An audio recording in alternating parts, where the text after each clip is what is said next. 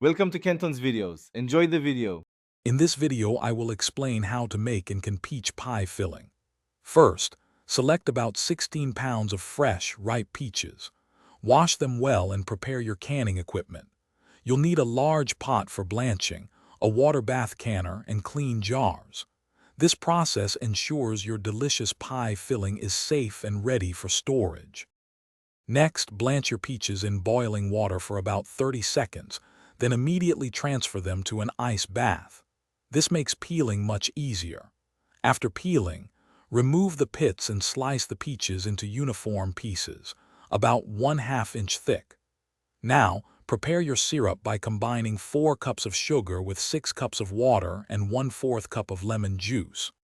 Hey everyone, if you're finding this video helpful, please hit that like button and subscribe for more great content.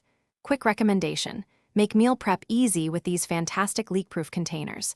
They're perfect for storing your delicious homemade peach pie filling or any other meals. Check the description below for the link and other exclusive deals. Now, let's get back to the video. Now it's time to fill your jars. Carefully pack the peach slices into the hot, sterilized jars, leaving about 1/2 inch of space from the top. Then, pour the hot syrup over the peaches, ensuring they are fully covered. Use a non-metallic utensil to remove any trapped air bubbles.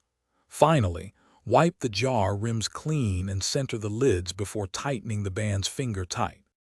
Place the filled and sealed jars into your boiling water canner, ensuring they are fully submerged by at least 1 inch of water. Bring the water to a rolling boil and process for 25 minutes. After processing, turn off the heat and let the jars sit for 5 minutes before carefully removing them. Cool the jars on a towel for 24 hours, then check for proper seals.